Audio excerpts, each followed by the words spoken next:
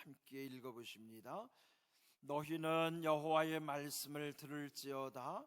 너는 일어나서 산을 향하여 변론하여 작은 산들이 내 목소리를 듣게 하라 하셨나니 너희 산들과 땅의 견고한 지대들아, 너희는 여호와의 변론을 들으라. 여호와께서 자기 백성과 변론하시며 이스라엘과 변론하실 것이라. 이르시기를 내 백성아, 내가 무엇을 네게 행하였으며 무슨 일로 너를 괴롭게 하였느냐? 너는 내게 증언하라. 내가 너를 애굽 땅에서 인도해내어 종노릇하는 집에서 속량하였고 모세와 아론과 미리암을 네 앞에 보내었느니라. 내 백성아, 너는 모압 왕 발락이 꾀한 것과 부올의 아들 발람이 그에게 대답한 것을 기억하며 시딤에서부터 길갈까지의 일을 기억하라. 그리하면 나 여호와가 공의롭게 행한 일을 알리라 하실 것이니라. 내가 무엇을 가지고 여호와 앞에 나아가며 높으신 하나님께 경배할까? 내가 번제물로 1년 된 송아지를 가지고 그 앞에 나아갈까? 여호와께서 천천의 수량이나 만만의 강물 같은 기름을 기뻐하실까? 내 허물을 위하여 내 맏아들을 내 영혼의 죄로 말미암아 내 몸의 열매를 드릴까? 사람아, 주께서 선한 것이 무엇임을 내게 보이셨나니 여호와께서 내게 구하시는 것은 오직 정의를 행하며 인자를 사랑하며 겸손하게 내 하나님과 함께 행하는 것이 아니냐. 아멘. 성경 말씀 속에는 하나님의 마음이 담겨져 있습니다. 오늘 이 말씀 제목처럼 기억하라, 이 말씀 제목처럼 한번 역발상으로 거꾸로 한번 생각해 보면요, 왜 기억하라고 하실 것 같아요? 왜 그럴 것 같아요? 하나님이 왜 기억하라 그럴까요? 기억을 잘하기 때문일까요? 잘 잊어버리니까 그럴까요? 잘 잊어버리니까요. 기억해야 하는데 잘 잊어버리니까, 오늘 이 말씀 속에도 보면 기억하라 그런 말씀이 있습니다. 여기 미가라고 하는 선지자는 우리 지난주에 이사야서의 말씀 묵상했잖아요. 이사야 9장 말씀. 그러니까 이사야 선지자나 미가 선지자는 동시대 분이에요. 그러니까 예수님 오시기 한 800년 전에 그 유다와 이스라엘에 관해서 예언했던 예언자들인데, 조금 차이가 있다면 이사야는 그 왕궁을 중심으로, 거긴 좀 신분이 좀 지체가 높은 집 아들이라 그래도 좀 이렇게 궁중 중심으로 예언했던 선지자였다면, 미가는 평민 출신의 예언자였었습니다. 그런 차이가 있는데, 오늘 이 미가를 통해서 하나님이 어떻게 말씀하시는가? 너희는 여호와의 말씀을 들을지어다. 너는 일어나서 산을 향하여 변론하여 작은 산들이 내 목소리를 듣게 하라. 그러면서 2절에도 너희 산들과 땅의 견고한 지대들아, 너희는 여호와의 변론을 들으라. 여호와께서 자기 백성과 변론하시며 이스라엘과 변론하실 것이라. 근데 변론이라는 것은 변호사가 법정에서 이렇게 말하는 그런 이제 변론이기도 하지만, 흔히 변명하는 거예요. 뭔가 말하고 싶은 것. 근데 여기 보면요, 산들과 땅의 견고한 지대들아, 사람도 아닌데 산들과 땅들을 향해서 하나님이 외치게 하시는 거예요. 이게 어떤 의미가 있을 것 같아요? 얼마나 하나님 마음이 답답하시면 저 산들을 향해서, 저 땅들을 향해서 그 좀 억울한, 그 너무 안타까운 마음을 주님이 지금, 하나님이 여기서 다 털어놓으시는 것입니다. 그 내용이 3절에 나오죠.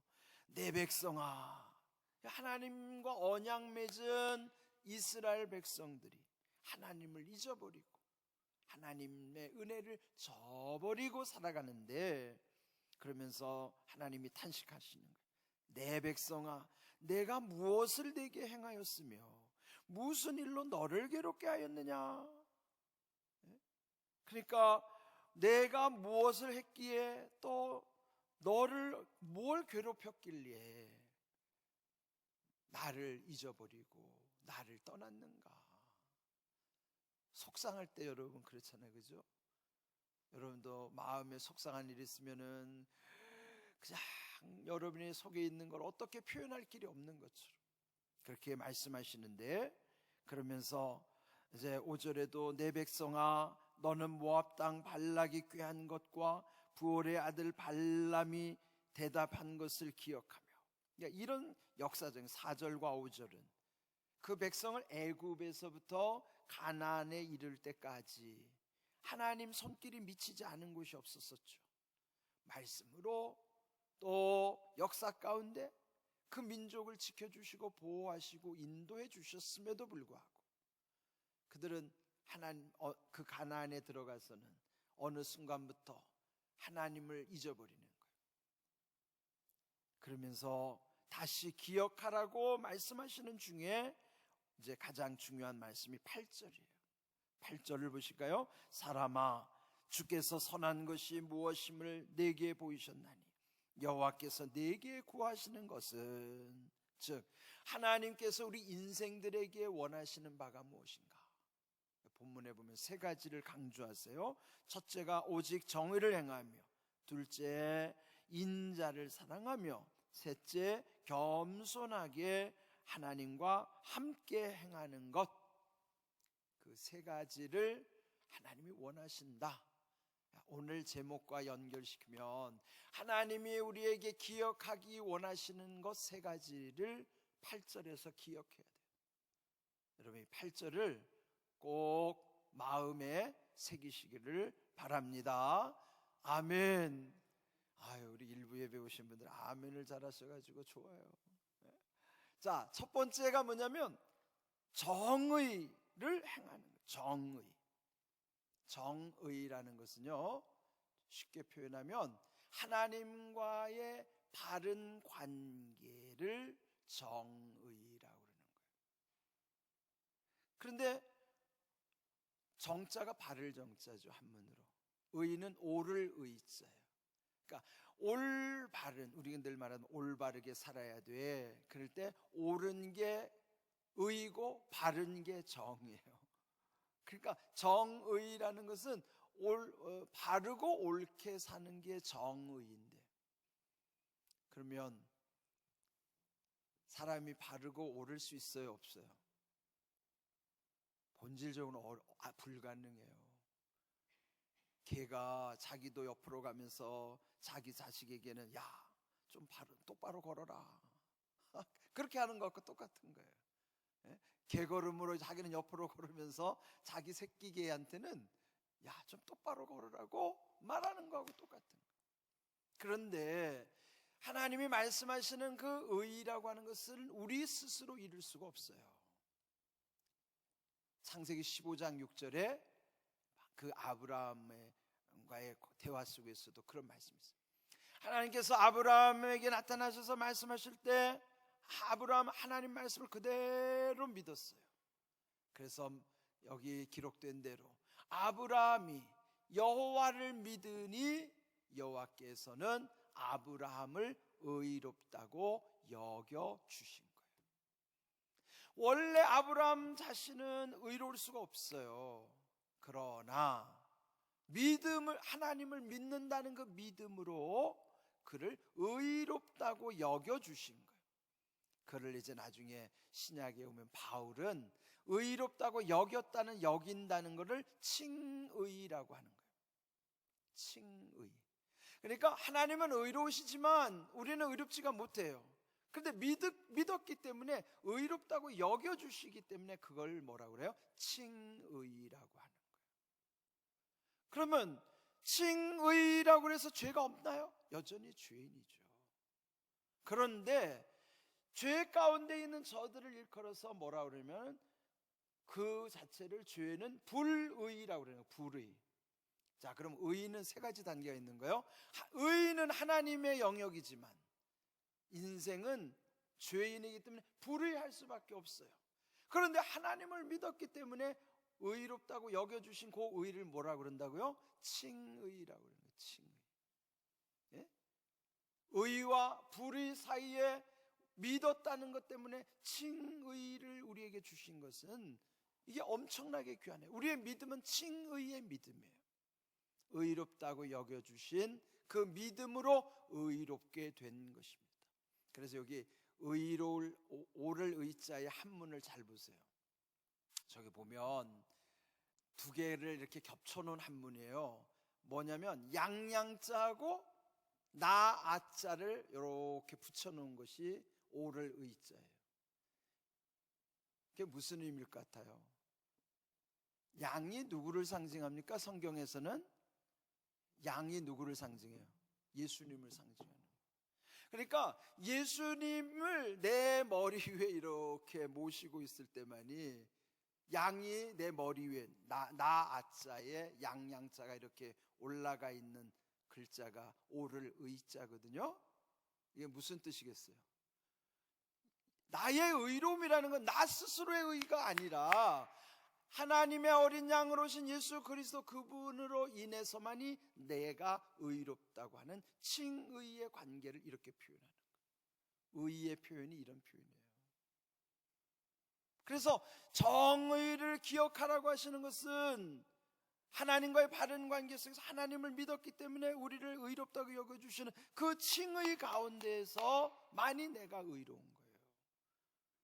본래는 나는 불의한 자였죠. 불의. 그런데 믿음으로 의롭다고 여겨주신 칭의 안에서 의로운 하나님이 나를 바른 관계 속으로 인도해 주시는 거예요. 지금 제가 세 가지 의를 말씀드렸어요.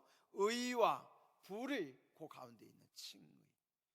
그런데 이 내가 칭의에 있을 때만이 하나님과 바른 관계가 바로 열려지는 거예요. 저 불의한 곳에 있을 때는 하나님과는 완전히 원수 관계에 있었어요. 그런데 이제는 믿었기 때문에 우리를 칭의로 불러주시고 그래서 하나님과 교통하게 하시는 거예요. 이게 뭐예요? 이게 의란 말이에요. 정의가 여기서부터 시작되는 거예요. 그러니까 하나님과의 바른 관계, 믿음의 정의가 예수님이 피 흘려 죽으신 십자가를 봐도 이 십자가의 사인이 그렇잖아요. 위와 옆으로 짝대기 두 개가 이렇게 걸쳐진 게 십자가예요. 그러니까 이렇게 수직의 관계가 하나님의 의의 관계고, 이렇게 수평의 짝대기가 이게 세상과의 관계예요. 그러면은 우리의 믿음의 관계는 하나님과의 바른 관계로부터 세상과 사람들과의 모든 관계가 이렇게 십자가의 언약 속에 있다는 것이죠. 오늘 우리의 바른 관계는 먼저 하나님과의 바른 관계가 있을 때만이 세상과에도 바른 관계를 맺으며 살아갈 수 있어요. 그러니까 신앙생활은 요 수직 관계에만 머무르는 게 아니에요. 하나님과의 바른 관계는 반드시 세상과의 수평적인 바른 관계도 이어져야만 하는 거예요. 그러면 우리는 하나님의 법도 잘 지켜야 되지만 세상 법을 또 잘 지켜야만 하는 거예요. 여러분, 세상 법을 잘 지키는 가장 중요한 샘플이 뭐예요? 사실 교통신호. 내가 교통신호를 쉽게 무시하면요, 하나님의 법도 사실은 우리는 쉽게 범할 수 있는 확률이 많아요. 제가 이제 여기 온 지 이제 3달째 돼 가는데, 2달 지나고 우리 교회 앞도로가 좀 위험하더라고요.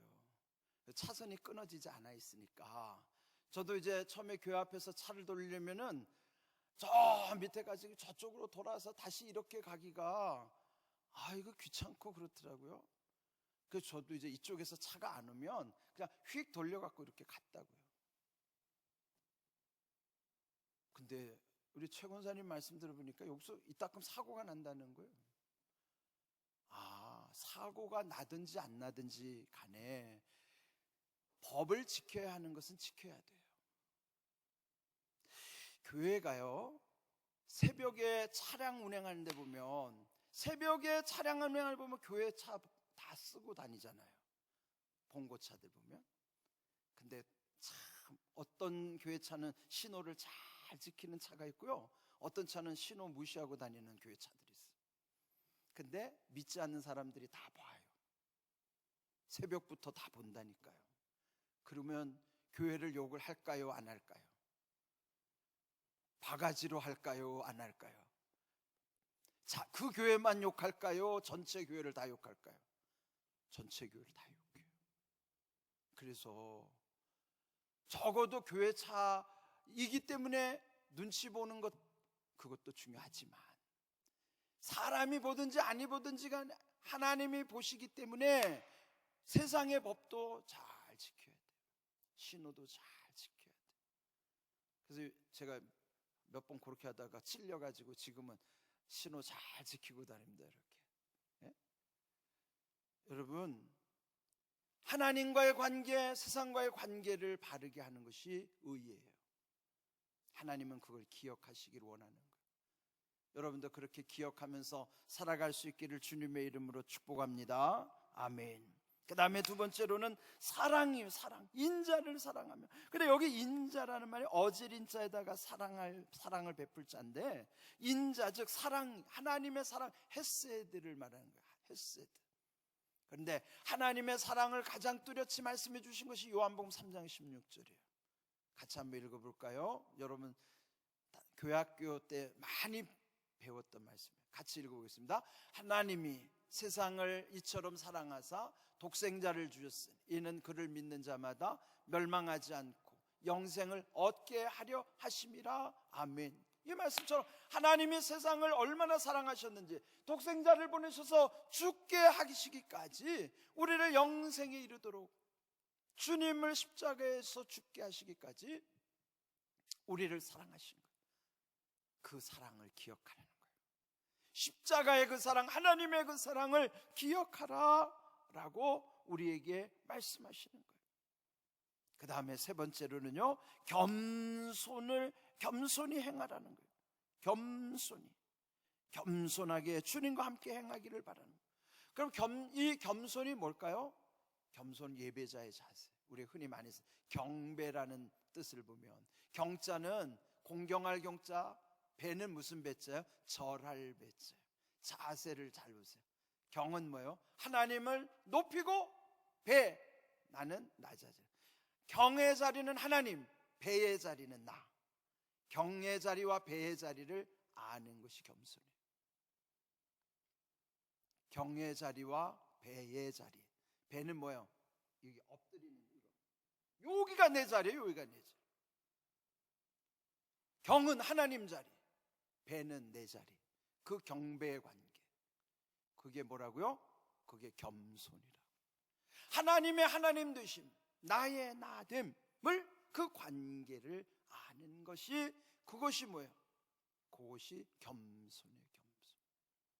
예? 자, 그래서 겸손은 반드시 뭐가 따르면 내가 낮아져야 하는, 그리고 하나님을 섬길 뿐만 아니라 세상 사람을 섬기려면 나는 낮은 자세를 취해야 돼. 요즘 많이 쓰는 말 중에 그런 거 있대요. 뜻은 높게 몸은 낮게. 요게 겸손이에요. 요게 겸손.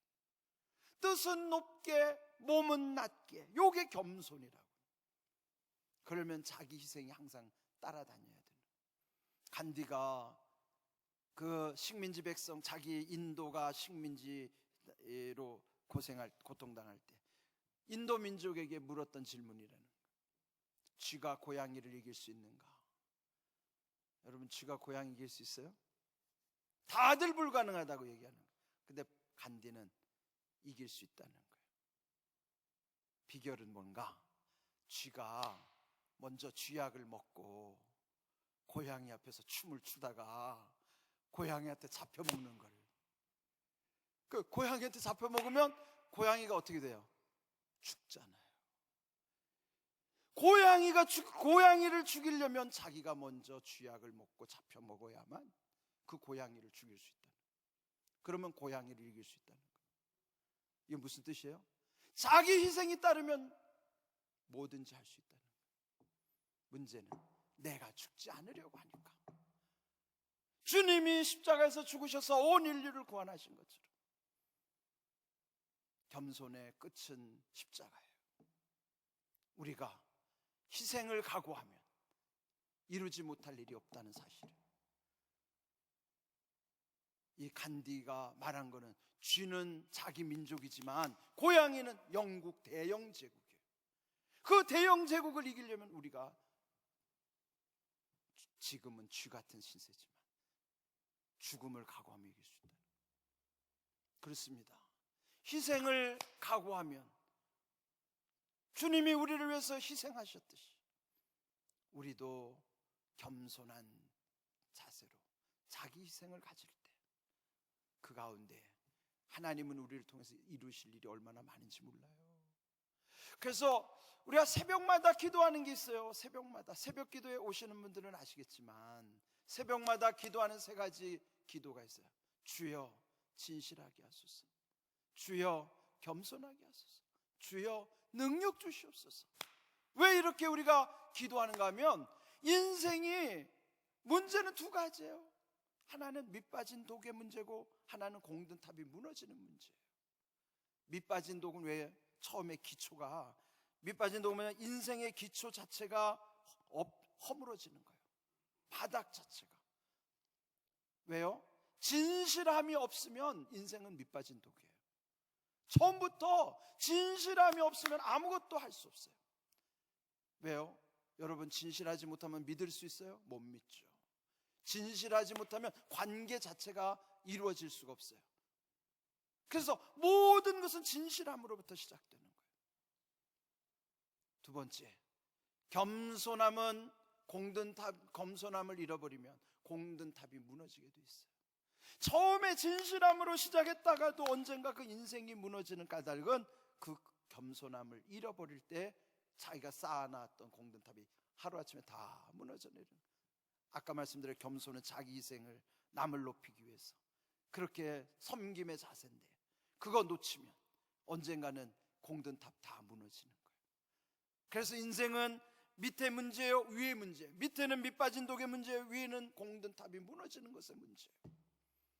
여러분의 인생, 여러분 자녀의 인생이 온전히 바르게 세워지려면은 이 아래 진실함과 위에 끝까지 겸손해 가는 삶의 모습을 놓치지 않아야 돼요. 그리고 진실함과 겸손함의 그릇 가운데 하나님이 능력을 부어주셔야만 그 능력이 헛되지 않아요. 여러분, 이거 기억하십시오. 능력을 먼저 구하지 마세요. 능력이라는 것은 진실함과 겸손함의 그릇 속에만 그 능력이 온전해지는 것이지, 진실함과 겸손함 없는 인생은 그 능력은 무너지게 하는 능력이고 그 능력은 밑빠진 독같이 다 빠져나가는 거예요. 아무것도 아니에요. 하나님이 우리에게 능력 주시기를 원하지만 여러분, 먼저 구할 것은 진실함의 이 기초와 끝까지 겸손할 수 있는 우리의 믿음의 그릇이 먼저 돼야 된다는 사실, 여러분 기억하시기를 주님의 이름으로 축복합니다.